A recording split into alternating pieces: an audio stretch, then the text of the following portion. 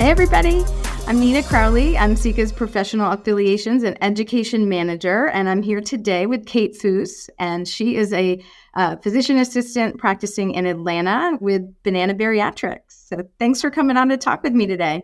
Thank you so much for having me. Appreciate that. Yeah, well, I'm excited. We know each other from the bariatric community, and I know, you've been doing some new things, and I wanted to chat with you because the way you have been telling me about using body comp in your practice has really been exciting. And so I love a good advocate and, want to, share that message with other people. Yeah, we love body composition. We use it all the time in our clinic on all of our patients that come in. So I work part-time in the clinic as a bariatric physician assistant, like you mentioned. And our practice actually has two legs. So we have a surgical side, which is what I do 100% of the time. And then we have a non-surgical side. But all of our patients use the body composition scale, and it's a vital part of my visit. I print off the sheet after they go on it, and I go through all the special, variables, and it's relevant. It's applicable to their goals, and we could definitely talk in more detail about how I use it. But very excited to have that in our practice. I love that being just sort of part of every visit. It's part of the culture. Yeah. So tell me, what are the ones that people sort of connect with, the parameters that you like to talk about the most? Well, just to back up, I think it just highlights the importance of having more numbers than just the number on the scale, because you know how bariatric surgery patients are. It's like they're so number focused, or can be. And, we want to nurture just a healthier mindset about weight. And so when you have more data points, it allows patients to give themselves more credit with really how their health is improving after surgery.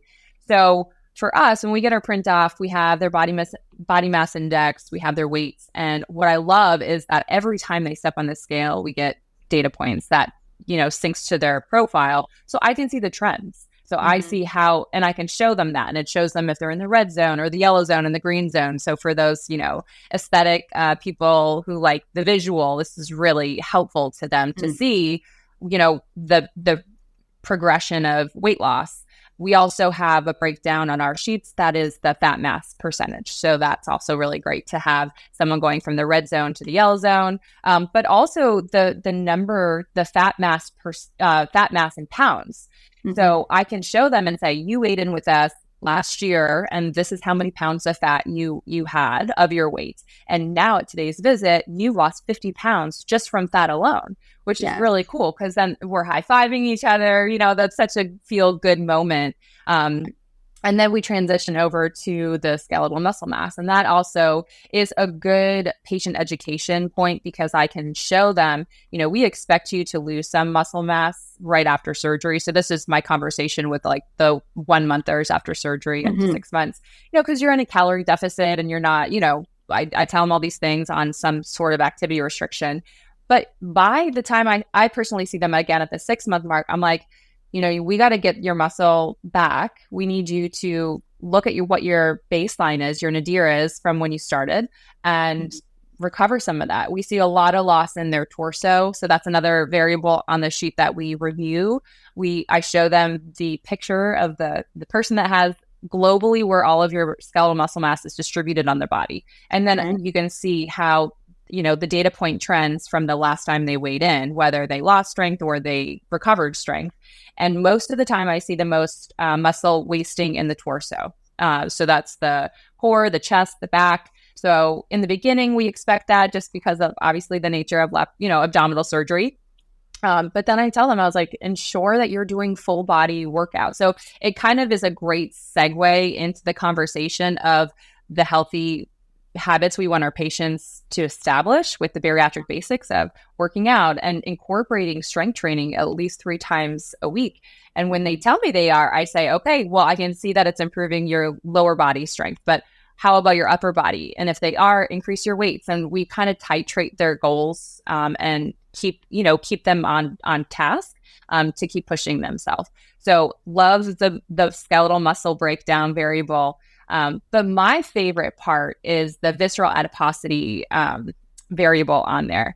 So visceral adipose tissue is how it comes up, the VAT. And, we always see a little spike up in the beginning, which we kind of expect after surgery, and then the steep plummet after surgery. So, when I see a lot of patients getting their visceral adipose tissue in the green, and my kind of spiel layman terms to them is, that's your liver shrinking. That's your waist circumference shrinking. This is when you step on the scale and you might get frustrated because you just see a number, but your clothes are fitting differently. This is improving your comorbidities and your health and reducing your risk, of cancer and all these things, because the quality of your health is improving on the inside, which you may not be feeling. And so I love that. I love that parameter, for all of those reasons. And also I think for me, when I've talked to patients going from, okay, here's BMI, sure, that might be elevated. Here's even body fat percentage. Yes, we're seeing that be elevated, but the location of where that is that's the real connection to that chronic disease. And I think you can sort of say that all day long, but like you're saying, with the visual and really seeing the change is really where, they can have some success. I think that's really a great way to put that. Well, and success at any point in time in their journey, because you're going to see the steepest, declines in a lot of these right in the beginning when they had the most dramatic weight loss. But even in what I consider our veteran patients, like our long-termers after a year out, and we're in the refining and maintenance stage, and they're like, oh, I keep losing the same couple pounds, or the scale hasn't moved.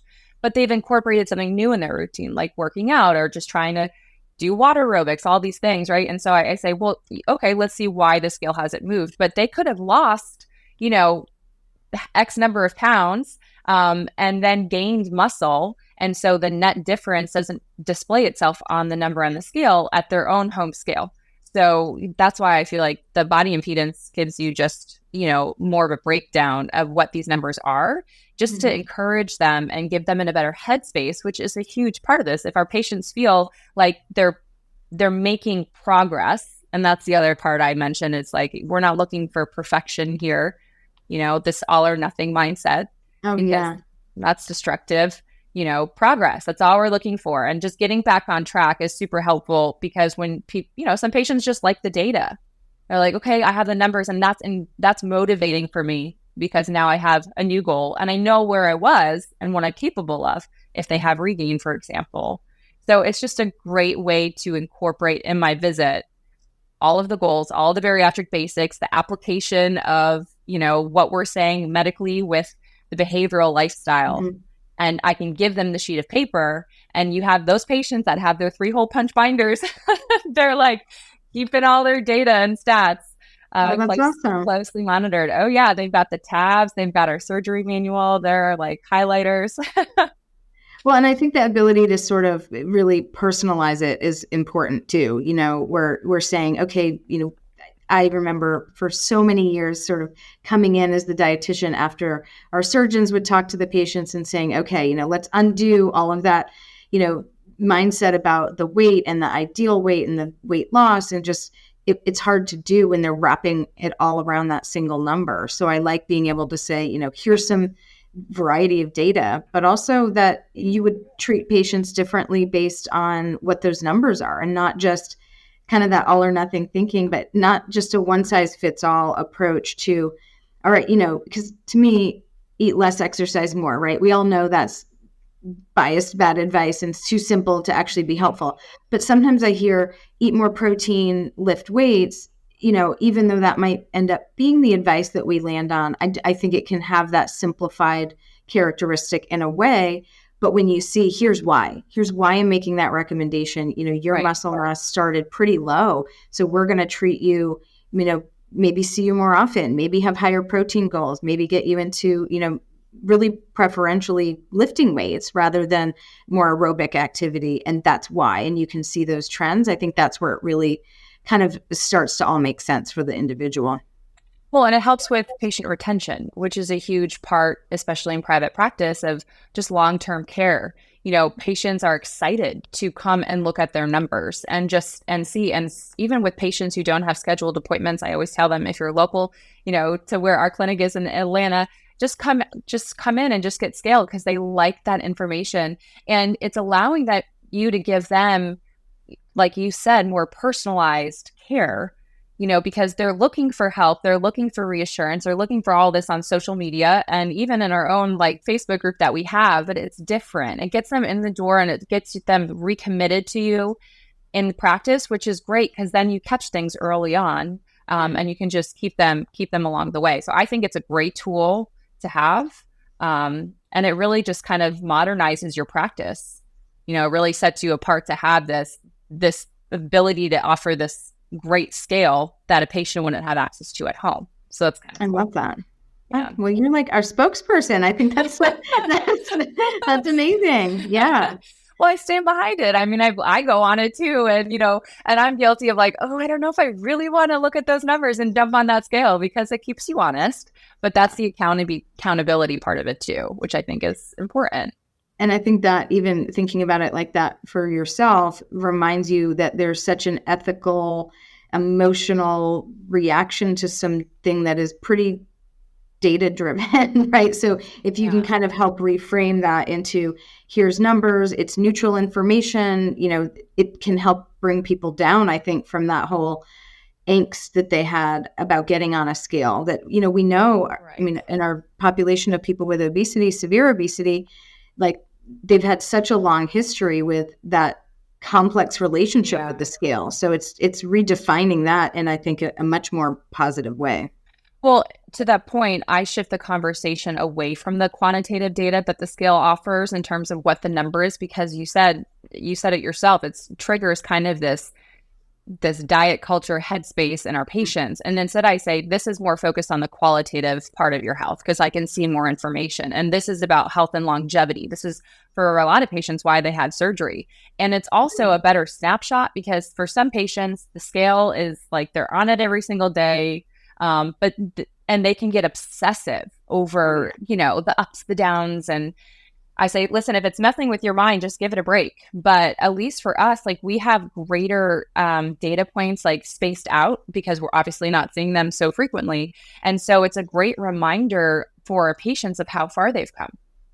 Remember when this first data point, this is where we started. And yeah, you might see some blips up and down, but you got through the holidays and your vacations. So yeah, you're going to see some minor fluctuations, but zoom out and see the big picture of your progress and just get back on track. And I think that can be a mindset shift for them. That's extra encouragement in their journey. I like that.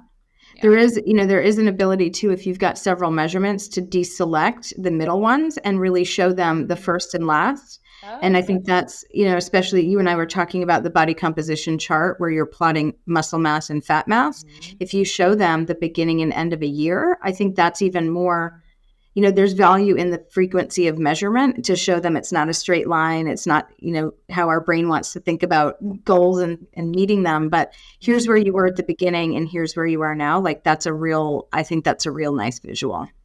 Well, and talking again about mindset is, a lot of the journey for patients after surgery is just helping them build more confidence in what they're capable of doing and allowing them to trust themselves in this process because they've lost trust in themselves before surgery because of all the diets they tried and how that kind of set them up for failure. And in that sense, they think that they're going to fail. And so that's why they're so obsessive about the scale. And, look how far you've come. You can do this. You are doing this. This is what the data is showing. And so just being consistent pays off and not having a timeline of, I just want to get down to this weight for, so-and-so's wedding. It's like, well, what happens when you get to that point? Do you just stop? So staying the course and trusting that they've already done it. They have the skills to keep doing it. And just to keep at it can also be, powerful for our patients. Oh, I feel like we're very aligned on philosophy there. I feel like you've said it much better than I do, but I think that's totally where I've seen such, intersection of behavior change and life change after surgery, where it's just such a positive impact on what they can do and that self-efficacy. So I love that. Yes. I think in the other big piece, I also talk a lot about interdisciplinary care and support and how we're able to, integrate not just, we could talk a lot about how people view surgery and medication and all of that, but I do think it's a real disruptor in a positive disruptor in their lifestyle, a lot of times to move them in a good direction. And then it is sustained by all that other stuff, right? So surgery and medications work on their own, but they don't work as optimal as they do without that whole team and that whole support approach. And I think that's, another thing that we've talked about being something that you offer. So I wanted to, give you a chance to sort of talk about what you do on in your free time and how you support your patients, because I think that aligns with the mission that we're all kind of after here. Well, prior to us meeting, I was working on a prospective patient fears course because I'm really passionate about patient education. And I think, working in private practice now, we see a lot of fall off after surgery, and we don't have, like, it's hard for patients, for us to retain patients, but we know they need support and care, but we know that they're finding it on the wrong platforms like social media and stuff. And they struggle with regain, and they worry that maybe they're embarrassed and they're going to feel like a failure, or they're going to get judged if they come back and see us providers in the office. And so I always try to harp on them, like, this is what we're here for, try to give them that encouragement. We're here to support you lifelong. But the reality is, this is a struggle that we're having nationwide, is just losing patients to follow up. And so they go on social media, and then they have regain, and then, or they fall off the wagon. And so how do we recover our patients back and offer support? And so my passion has been to do so. So I've actually built something called Banana Bariatrics, which is an aftercare program, and it provides support for everyone on their weight loss journey after bariatric surgery. So it supports them. We have weekly support groups, and we have education. So I have a lot of courses and a lot of engagement and accountability. More than just the practice Facebook group, we really get them engaged on weekly challenges and mentorship with one another and deeper connection. But from a private practice standpoint, what we find is, their patients have a lot of fears preceding surgery. So prospective patients, they're afraid that they're going to be a failure and their surgery is not going to work for them. And because, again, they're on social media and everyone's sharing their horror stories, and they're not connected to the right people and the right, team. So just educating them from a medical backed, place, and having a program set up where, hey, here's a course with, everyone, patients talking about their fears too, and being able to provide them education and hold their hand. Because ultimately it's about, from a surgeon standpoint, how can we maximize and be efficient and, maximize our potential of getting more patients to surgery that want surgery, right? Of course, that want surgery but are held back because they're afraid, or it takes too long to get there, or they can't afford it. But having a holding place where they can feel really connected to people in the practice. So when they get through, the support doesn't go away. And then they trust the practice to come back, because now they know, and they've been nurtured this whole time, that we're there for them, whether they need adjunctive therapies like medications or revisional surgery. But sometimes they just don't even know what they don't know, or they're not executing the basics consistently because they don't have the accountability or the support. So we just maximize what's like all of that on steroids for them, so they can be as successful as possible, because that also makes my job easier. When I have a patient who is compliant with their vitamins, and now at 6 months, when I start repeating their panels, I don't have to chase them down for all these deficiencies, which is a liability on our practice. And it's dangerous for them as a patient, especially our SADI switch patients. This is preventive focus. Sorry, I get real passionate about this. No, that's great. And I mean, to me, it's also part of this whole, we've always had this model in healthcare, like you have to come back to the office and to the clinic. And we know through, COVID and all the virtual stuff that, maybe they come in at their regular time points, but the check-ins don't have to be there. And so I think it's really progressive and evolved to be able to offer, them. And that's the real patient-centered care, right? Is you're meeting them where they're at. If they're going online, that's how they want to get and receive and interact with that information. We just know that it can be tricky from a psychological perspective, right? Or a safety perspective. So you're providing that in a way that is, meeting people where they're at, but with the, supportive evidence that they need to have that. It just helps a practice modernize, right, and meet the patients virtually, where it's immediately accessible and they can immediately connect with people. And that's the three things: it's just education, support, and accountability and connection, and I think it's been just a lot of fun. And it's multidisciplinary, to your point before when you're talking about how, there's more than just one specialty involved in a patient's care. And it's true. And I'm a physician assistant. And so I do a lot of the medical and the post-op stuff, but there's bariatric psychologists and bariatric registered dietitians and obviously surgeons and, psychologists, bariatric psychologists. Everybody is such a key part of this in the patient's journey. It really does take a team. And it takes a lot for these patients to feel supported, but they need it because they're not going to get that specialty care at their PCP, and again, this is like a whole separate conversation, but as a bariatric practice, you do have to centralize that care for that patient because they don't know, as a woman with their menstrual and they're having, ibuprofen because they're cramps and they're having that constantly, but they're a bypass patient. So some of this stuff, or they get a kidney stone and they get Toradol and they get NSAIDs and they just don't understand. So that's the importance of that support and retention and just keeping them inside the practice to just fill in knowledge gaps and keep them safe lifelong. And it's easy to say you want to provide that, but to be able to actually offer them something to provide them lifetime of care is different and is hard, but it's possible. So yeah, it's something I'm real excited about.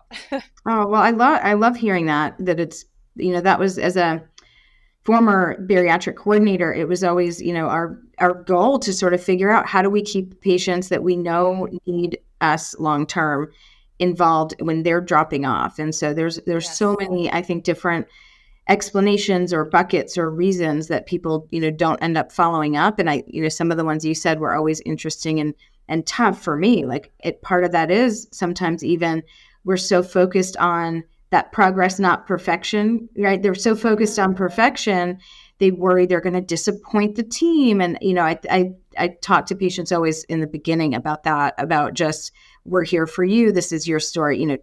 It's not something to be embarrassed about. It's not something to not want to follow up. But I think, like you said, you've got to sort of make that culture and show them what that is before they can really take that leap in their healthcare journey.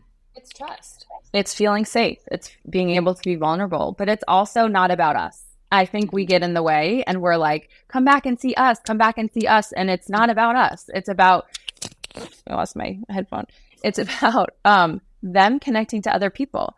And so when I lead our support groups, our in-person ones, the thing that I love seeing after support group is they're having sidebar conversations. They're sitting down before they leave and they're swapping numbers. And that's really like inside Banana, we do the same thing. We group them onto teams and we have small groups so they can get to know each other because that helps them stick around and foster that community of trust. Because when they have a fear or they have a concern, they're not telling me about it. They're telling their friends inside the group about it. And same with the practice, allowing them, they share something in common and some don't have support. They can't go to their family for it. They haven't told people they've had surgery. So they can feel very isolated and like they're struggling in solitude. And that's like the worst thing that I want them to experience when we can offer a team, but more importantly, a greater community that's encouraging and is positive. Because you need all the cheerleaders with our patients you can get. And they need to, I remember very much, thinking about how do you break up groups in different ways. And,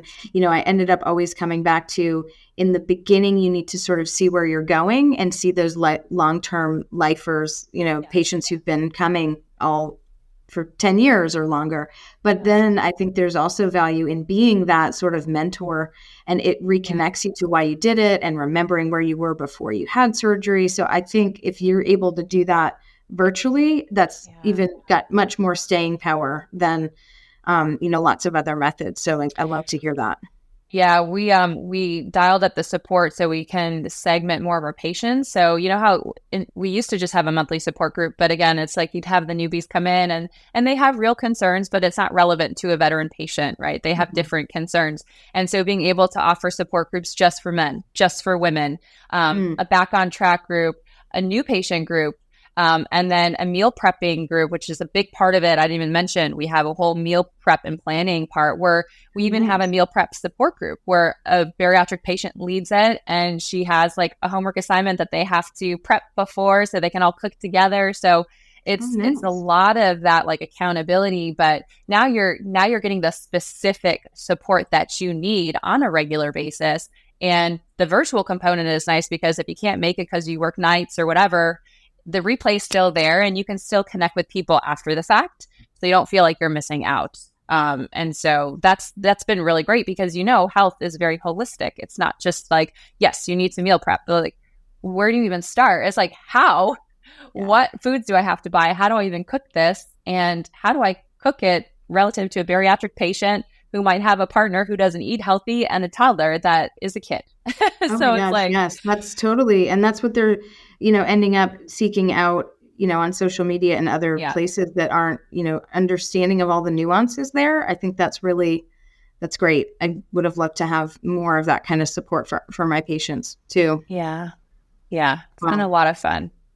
Well, thank you. Yeah, I really appreciate you sharing your experience and hearing what you're doing. I think this has been really valuable. So if people want to get in touch with you or send patients your way, how do they do that?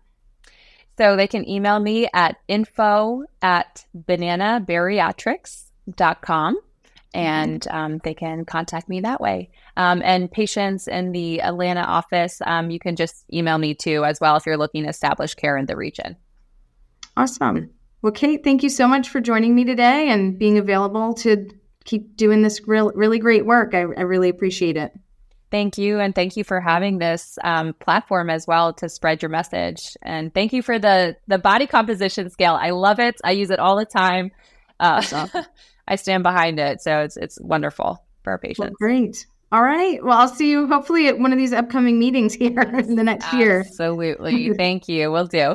Thank you. Bye.